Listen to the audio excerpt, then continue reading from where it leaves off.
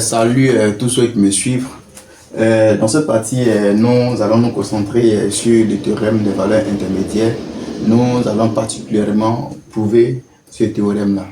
Et je rappelle que c'est un théorème vraiment très puissant en mathématiques, dans la mesure où généralement ça nous sert à montrer l'existence de la solution d'une équation dans un intervalle bien précis. C'est bon? Et ce théorème, on s'énonce comme suit.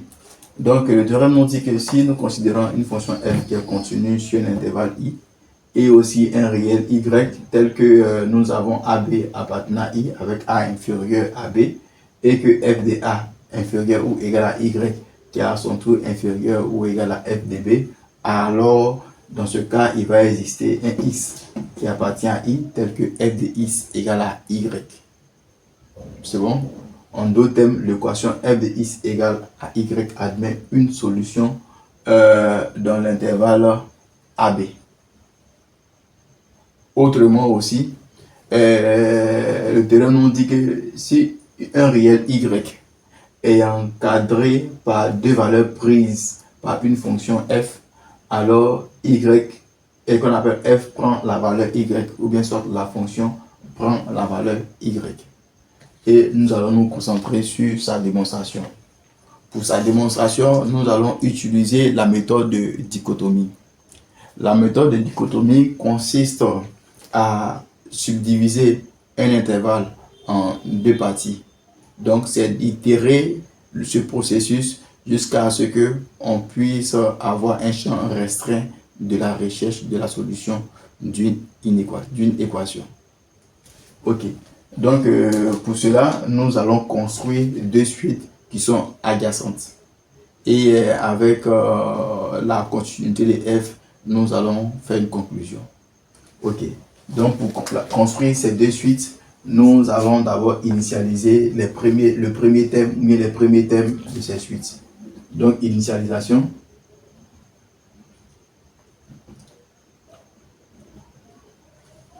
Nous allons poser A0 égale à A et B0 égale à B. Et ensuite, nous allons chercher le centre de l'intervalle A0, B0. On va appeler ce centre C0.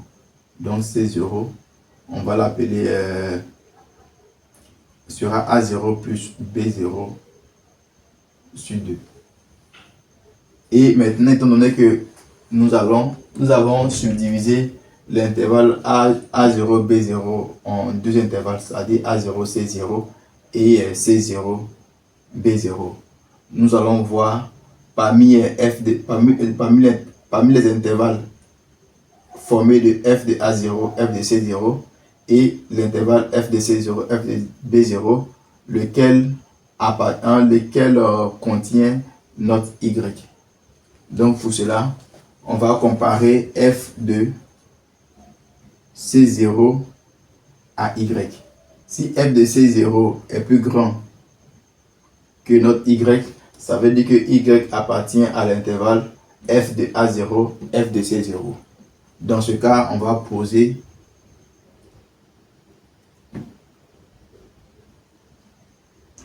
que A1 égale à A0 et B1 égale à C0. Sinon, si y appartient à l'intervalle f de C0, B0, donc ça veut dire que y est supérieur à f de C0. Dans ce cas, on va dire que A1 égale à C0 et B1 égale à B0. Dans tous les cas, nous aurons notre y compris entre f de A1 et f de B1. Ok. Donc, c'est comme si nous avons réduit l'intervalle auquel appartient f. Au départ, on avait un intervalle un peu plus élargi qui était f de A, f de B. Ou bien si vous voulez f de A0, f de B0. Maintenant, nous avons réduit, nous sommes tombés à f de A1, f de B1. Nous allons encore continuer ce processus. Donc, on répète. Si Y, d'abord, on va subdiviser notre intervalle comment dirais-je, A1, B1 en deux intervalles. Donc, nous allons poser C1 égale à A1 plus B1 sur 2. Excusez. Ok, dans ce cas, nous allons dire que si Y inférieur ou égal à F de C1, allez, on reprend. Alors, nous irons A2 égale à A1 et B2 égale à C1. Ou bien, si Y est supérieur à F de C1, dans ce cas, nous allons dire que A2 égale à C1 et B2 égale à B1. Ok. Encore, on vient voir que Y est compris. On peut voir que Y est compris entre F de A2 et F de B2 par construction. Donc c'est bon. En répétant ce processus, on aura si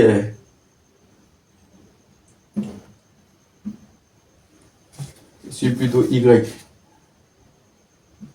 inférieur à F de, il va prendre Cn, alors on va sur la même logique, hein. Alors nous aurons An plus 1 égale à An et Bn plus 1 égale à Cn. Donc sinon, ça veut dire que Y est supérieur à F de Cn, on aura An plus 1 égale à Cn et Bn plus 1 égale à Bn. Donc finalement, on construit de suite An et Bn tel que F de An inférieur ou égal à Y, qui a son tour inférieur ou égal à F de Bn pour tout n appartenant à grand N. Ok. Donc nous avons réussi à construire nos suites An et Bn. Nous allons maintenant montrer que ces deux suites sont adjacentes. Mais par construction, nous pouvons regarder que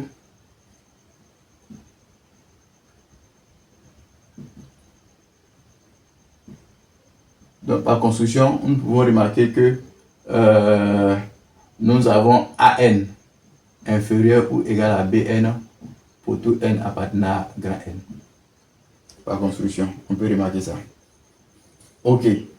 Maintenant, nous allons nous allons étudier la monotonie de An et Bn. On rappelle, hein, deux suites sont adjacentes si les thèmes de l'une sont inférieurs au thème de l'autre, et puis celle pour qui les thèmes sont inférieurs est croissante et celle pour qui les thèmes sont supérieurs est décroissante, et que la limite de la différence des thèmes de ces deux suites égale à 0. Si toutes ces conditions sont vérifiées, alors nous dirons que nos suites sont adjacentes.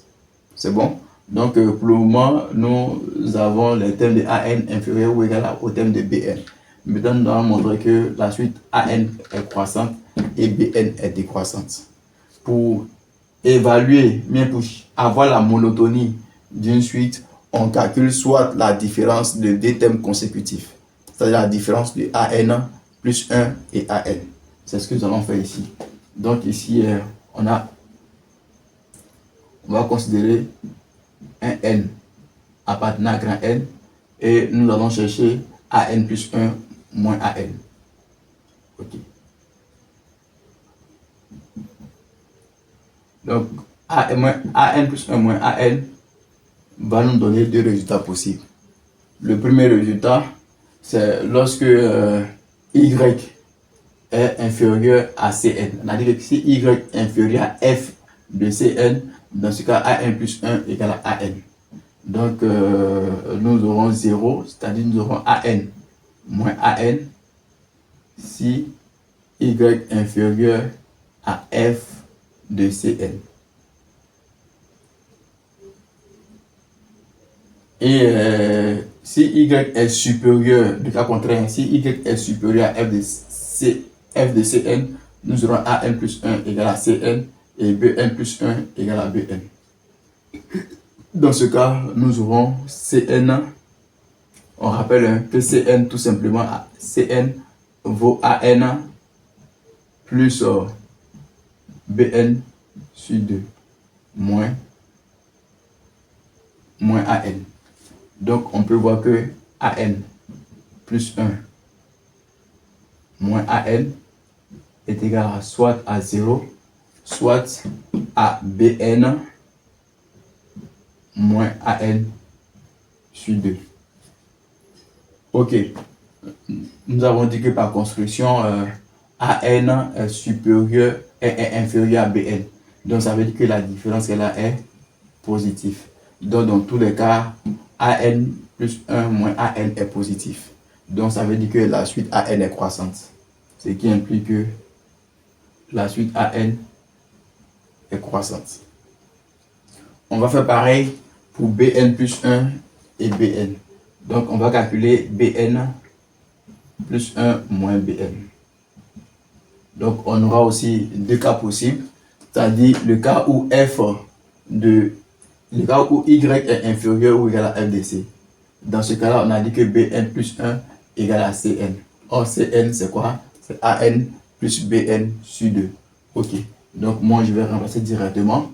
Donc, on aura AN plus Bn sur 2 moins Bn. Le cas où, ça c'est ici, Y inférieur à F de Cn. Maintenant, le cas où Y est supérieur plutôt à F de Cn. Y supérieur à F de Cn. Dans ce cas, on avait dit que Bn plus 1 égale à Bn. Donc, on aura Bn moins Bn qui vaut 0. Donc, avec Bn moins Bn. Dans tous les cas, nous aurons Bn plus 1 moins Bn qui va valoir, on aura 2Bn moins Bn, donc on aura Bn, on aura AN moins Bn sur 2, et puis on aura 0. Ok, n'oublions pas que AN est inférieur à Bn, donc ça veut dire que ce terme-ci est négatif. Ça c'est ici Y inférieur ou égal à F de Cn. Et puis c'est ici Y est supérieur à F de Cn. Ok. Donc dans tous les cas, on peut voir que la différence qu'elle a est négative. Et comme la différence est négative, ça veut dire que Bn est décroissante. Donc nous avons réussi à montrer que la suite Bn est décroissante et la suite An est croissante. Donc nous avons la deuxième propriété qui est vraie. On rappelle que pour montrer que deux suites sont adjacentes, il faudrait que les termes de l'une soient supérieurs aux termes de l'autre. Et puis aussi, celle dont les termes sont inférieurs est croissante, celle dont les termes sont supérieurs est décroissante. C'est bon? Maintenant, il va nous rester le calcul de la limite de la différence, c'est-à-dire la limite de Bn moins An. Ok, donc comme j'ai très peu d'espace, je vais effacer ici.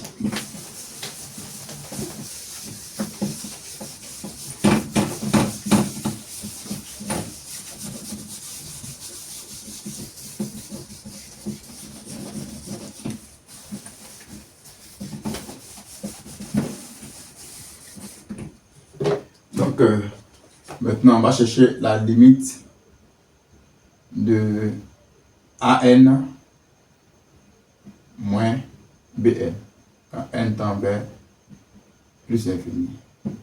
Okay. Donc, il va nous falloir calculer cette limite. D'abord, nous allons remarquer une chose avant le calcul de la limite. C'est d'abord la différence de AN plus 1 moins Bn plus 1. On va évaluer la différence des deux. Ok. Nous allons voir que, on va traiter le cas où y est inférieur ou égal à Cn, f de Cn, et puis le cas où y est supérieur à f de Cn. Donc, on a dit que le cas où y est inférieur à f de Cn, alors on a an plus 1 égale à an, et bn plus 1 égale à an plus bn sur 2. C'est-à-dire bn plus 1 égale à Cn. Ok, donc dans ce cas, on aura an moins bn plus an sur 2. Le cas où y est supérieur à f de Cn, on a dit que dans ce cas-là, an plus 1 vaut an plus bn sur 2. Ça veut dire que an plus 1 égale à Cn. Et bn plus 1 égale à bn, moins bn. Donc, on aura an plus 1 moins bn plus 1 égale. Ok. Quand on calcule ici, ça nous donne an moins bn sur 2 lorsque y est inférieur à f de Cn. Quand on regarde là, ça nous donne an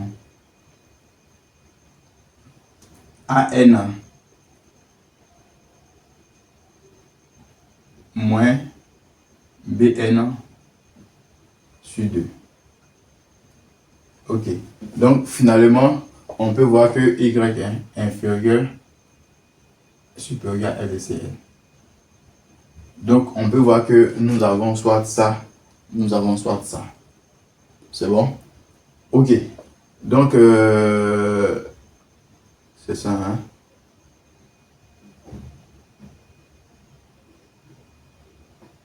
Ok, c'est bon. Donc, nous avons les deux thèmes. Les deux thèmes seraient ça.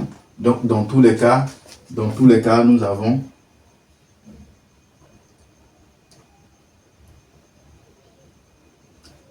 an plus 1 moins bn plus 1 égale à 1 demi de an moins bn.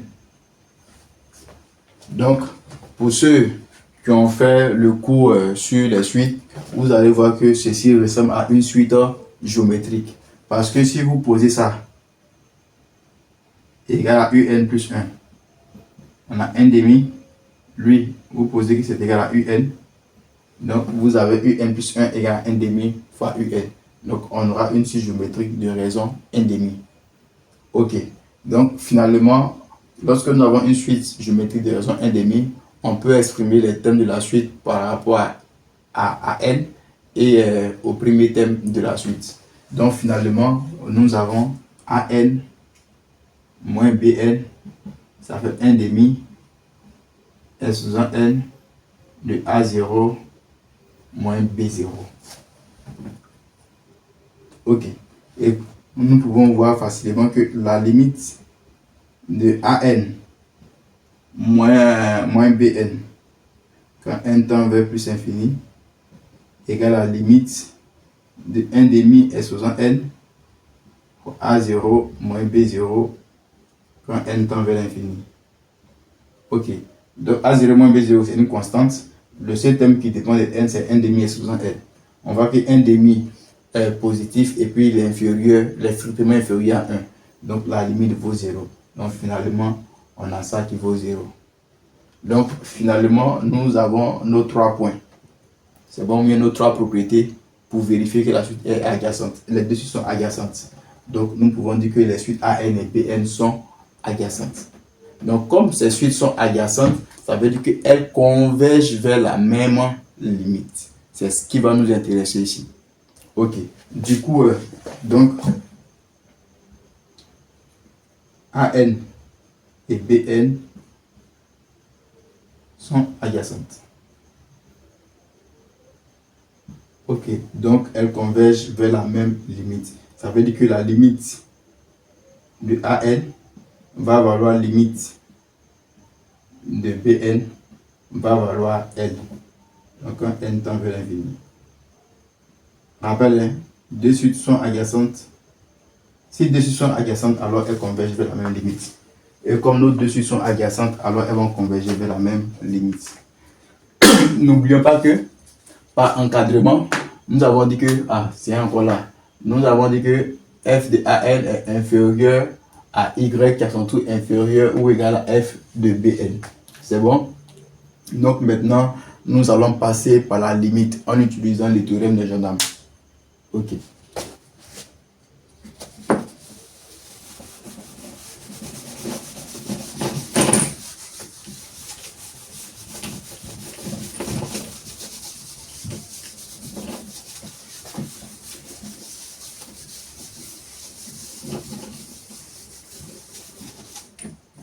Ok. Je reprends. Hein? Donc, on a pour tout n appartenant à grand N, f de AN inférieur à f, inférieur à Y, qui est à son tour inférieur à f de BN. Donc, par passage à la limite,